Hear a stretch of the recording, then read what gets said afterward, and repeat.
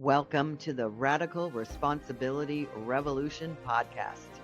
This is where we are transforming lives, inspiring you to reclaim your health, your wealth, and the power of your mind. Here we share actionable insights, inviting you to turn inwards and design your life of purpose and abundance. Hello, beautiful souls. Welcome back to another episode of Radical Responsibility Revolution, where we stop blaming the system, the government, the market, Mercury in retrograde, and start owning our own damn lives, quite literally, this week. So today we're talking about owning something real, a home. Oh my goodness gracious. This is my favorite topic, honestly. Owning a patch of dirt, a piece of earth that's actually yours. So what's happened this week is the president floated an idea for a 50-year mortgage, and I thought it was brilliant. And guess what? The internet went apoplectic. It did what it always does. It lost its mind. So people are out there acting like this is the end of civilization as we know it, clutching their pearls and crying, 50 years? You'll die before you pay it off. Well, okay, so here I am over here in reality thinking, honey, no one keeps a house for 50 years anyways. Well, some people do. My mom did. But the average person, here's a stat for y'all. The average person stays in their home with whatever version of a mortgage they get for about 7 years. That's the average. So 30-year, 20-year, 15-year loan, 7 years is the average that people stays. Boom, 7. Now, that's not a mortgage. That's a long Airbnb, honestly. So we have to get back into what's really actually happening. So I want to unpack this a little bit for you because beneath the memes and the noise is a real conversation about abundance, about agency, and the soul of the American dream, because that's really what's at stake here. So we're going to let the fear and the facts just come together right now. I want to start with the obvious: fear. This is the thing about fear, is it keeps you from doing those things that create the life of your dreams. And people fear what they don't understand. So I want to break it down for you a little bit. Somebody hears, this is why they're going apoplectic, I guess. They hear 50 years and immediately picture themselves in a rocking chair, still writing checks to Wells Fargo. Well, as I said, that's not how it works. Most people don't even get to that 30-year mark anyways. But that's not how mortgages work in real life. The term of the loan is not the length of your sentence. I want to say that again. The term of your loan is not the length of your sentence. And the part about this is I think nobody got apoplectic when they started giving terms of car loans. I think they're up to 8 years or something. They used to be only the max was 3. So the problem is that we do this finance thing. And frankly, the length doesn't matter. What you should be paying attention is how much interest you're going to pay over that period of time. It's a different conversation. Most people sell, refinance, or rent their homes long before they hit year 10. That's just the way of the world. And we don't stay in houses that long. I mean, that's crazy. So why extend it to 50 years? Because it's an affordability issue. Everybody's screaming about affordability. Well, here's an affordability hack. It lowers the payment when you make it longer. That's why car loans went from 3 to 5 to some crazy, I think 72 now. Months, that is. It gives people entry into the game. And if you've ever been denied a loan because you didn't qualify because of $100 a month, you know what that little shift can mean. It's the difference between renting your life away or building a legacy of wealth. A 50-year mortgage doesn't chain you to debt. It opens a door to home ownership. So I want to begin to debunk this idea of unaffordability, this myth that's going on out there, because it really is This is the new buzzword. And I understand that people are in pain because they feel like prices are high or this is too high or whatever version of that is. People complain. I always say, you wouldn't be happy if I hung you with a new rope. So let's just get one thing straight. People bitch and moan about a lot of things. So let's talk about this word that everybody's throwing around, affordability. The media keeps screaming that young people can't afford homes. Well, okay, let's be honest. Some of them aren't trying to buy homes. They're trying to buy forever HDTV dream kitchens, quartz counters, 4 bedrooms, and a pool. Okay, people, that is not a starter home. And I don't care what the median income is that everybody keeps talking about. That is not a starter home. That's a Pinterest board.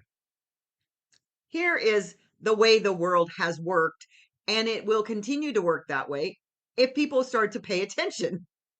Your very first house is supposed to be the starter home and humble. Humble so that you can get into it. Maybe it's got wallpaper older than you. Maybe the carpet has opinions. Maybe that's the point. It's your beginning. The median home price is around $450,000. This is what the stats are. So median doesn't mean average, it's just the middle of the road. But that number is wildly, wildly skewed by California and New York. So this whole thing about people they deserve to live in one of those cities that are very expensive, that's just, let's call it BS. You don't need to buy in Malibu or New York City to start your wealth journey. I just want to shout that from the rooftops. You don't need to buy in Malibu or New York City to start your wealth journey, to have your first home. Let's be real. My parents, I didn't, all of the people that I've grown up around did not do it that way. You have a starter home. And there are still, to this moment, incredible markets where homes are half that price. So listen, if you can't buy where you live because you live in one of those areas, buy something somewhere else. I say it again. Buy something somewhere else. You can rent it out, build leverage if that's your process. I believe you should start out with your first home. That's my my philosophy about building wealth. But every homeowner I know who plays the long game ends up ahead. Always, always, always, always. Now, I do want to talk about one of the real villains in this story, and that's property taxes and insurance, because it isn't just the mortgage payment itself that's hurting people. There is real pain in those things, not in just the interest rates. The interest rates are very normal for the past 100 years. This real pain lies in these taxes and insurance. So let's talk numbers for a second. The average mortgage rate over the past 100 years has hovered right around 6%, which is where we are right now. That's not high. That's normal. But here's the thing, people have gotten so spoiled during the unicorn years after the pandemic, during the pandemic, of 2 and 3%. And now they act like 6% is a flippin' act of war. Meanwhile, back at the ranch, property taxes and insurance costs have skyrocketed 30 or more percent. Now, why is that? Well, because when the house values themselves, during COVID, it was a nutty time. I call them the unicorn years because we've never seen anything like that. And pray we never see it again. Because you had the perfect storm, and I have lots of videos about that. The prices of houses themselves went up 30% in those few years. Well, when you have a valuation of a property, because that's what that is, not just the price, the value goes up 30%. Guess what else goes up 30%? Taxes and insurance. So those unicorn year price jumps, they never went back down. So the values, just like this inflation that we lived through in the past few years, everything went up. That, and really the real estate market caused a lot of that inflation besides the just money pouring out of the US government. And that is what's killing affordability, not the loan term, not the interest rate, taxes and insurance. So instead of yelling about interest rates, we should be demanding tax reform. And on my bucket list right now is I'm deciding whether I want to move to Tennessee or to Florida. And Florida came out today with a statement that Ron DeSantis is thinking of or proposing no property taxes for homeowners, for owner occupied properties in Florida. I'm like, okay, I'm in, I'm sold. Where's my U-Haul? Because that's really what's happening here. It's got to go away. We need reform. Because think about it. Now all these municipalities are getting more taxes. And if they haven't reformed their taxes in your state, which we did in Texas, they're getting paid whammy dollars on the valuations of these properties. And who's the big loser? The consumer. So I want to give you a little bit of an economic reality check. Let's zoom in because wages are actually rising. We have two trajectories, right? We have prices and we have wages. But when they are going at opposite directions, then it starts to feel like this really bad crunch. The wages are rising because of the policies that are being implemented right now. And the prices are slowly but surely coming down. Of course, there's just one big whammy every other day about, say, for instance, beef, why things are going up. Droughts affect things, chickens with chicken flu or whatever it was. The problem is that we need to begin to understand that wages are rising slowly, but they are. And the data comes before you actually feel it. So it's happening. And if you're watching the market, you would know that. But unfortunately, you're still having PTSD from all of these prices for the past couple of years. So I'm going to say that something is afoot as well, that AI and automation are now starting to have their influence on what's happening, and it's reshaping the workforce. So I don't know if you're paying attention, but there was 15,000 people laid off at Amazon in the last couple of weeks, about 30,000 at UPS, which UPS was directly related to Amazon. And those people are being replaced by, and they are middle management, AI. And I've said this before, AI is coming for a job near you.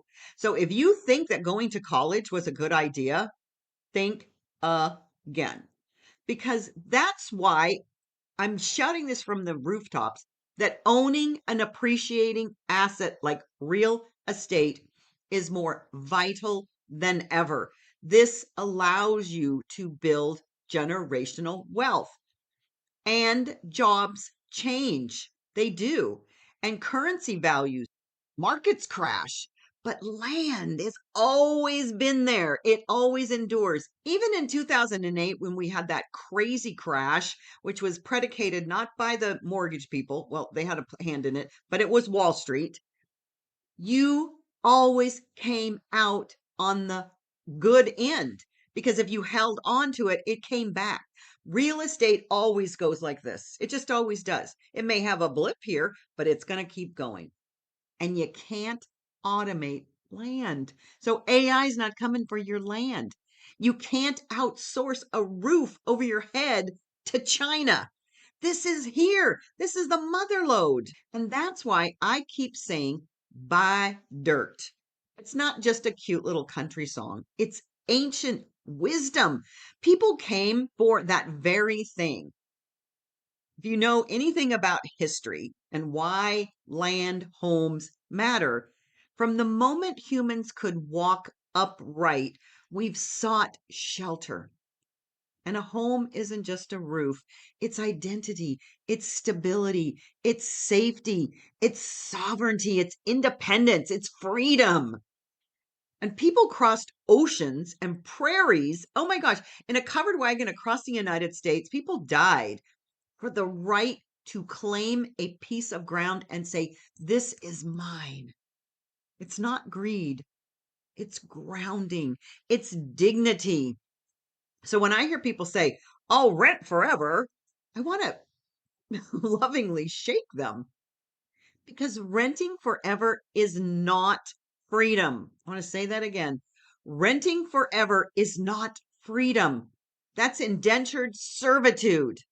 It's funding someone else's dream. Why do you want to not fund your own dream? Every rent check you write is a tiny mortgage payment for your landlord's retirement. Get that really downloaded into your body, right? Every rent check you write is a tiny mortgage payment for your landlord's retirement. And if you really want to be someone else's retirement account, just keep renting. You are either paying your own future or you're paying someone else's. It's your choice. And so my question is, are you going to choose wisely? So I have my own story about homeownership, which some of you have read my book. If not, please get the book, Your Inner Billionaire. I know I talk about my tax lien years and get real and vulnerable for a minute. I couldn't buy a home until I was 47 years old. Now, the thing about that is that the average age of a home purchaser now is almost 40. And it's increasing because of a number of different reasons, which I'll go into a couple of them more in here in a second. But it wasn't because I didn't understand the market. It wasn't because I didn't have the money to have a down payment. It doesn't mean I couldn't afford the mortgage payment. I was in the market. I was doing loans for people. And I always said, anybody that came in my office, anybody can get a loan. It just depends on how much you're willing to put down. And then it could be a lot based on how terrible your credit score is. But as much as I helped others buy, I couldn't buy a house. Why? I had an IRS tax lien that blocked me for years. If you've read my book, you understand that I had a tax lien of almost a $500,000. And the reason was because when I was in my 20s, I refused to hand more money to a government that was a terrible steward of it. I was very principled until the government said, oh, here's a big old tax lien. You won't file tax returns. We will file them for you. And on top of that, we're going to charge you penalties and interest. And the irony of that, it cost me my shot at home ownership for a while. That was my dream for years, was to own my own home, and I couldn't. And it was only by my own choices. And very few people fall into that category of having a $500,000 tax lien. You can buy a house with a tax lien, but there's a couple of things you have to do. And buying a $200,000 house with a $500,000 tax lien is not usually credit worthy. And I finally took care of that. It's in the book. And when I finally bought my first house, it wasn't just a financial win, it was a spiritual one. And I remember standing in that first home, knowing that it was mine, no landlord, no lien, no permission slip, and it changed me. It restored my sense of agency. And that's what I want for every person listening to this podcast right now.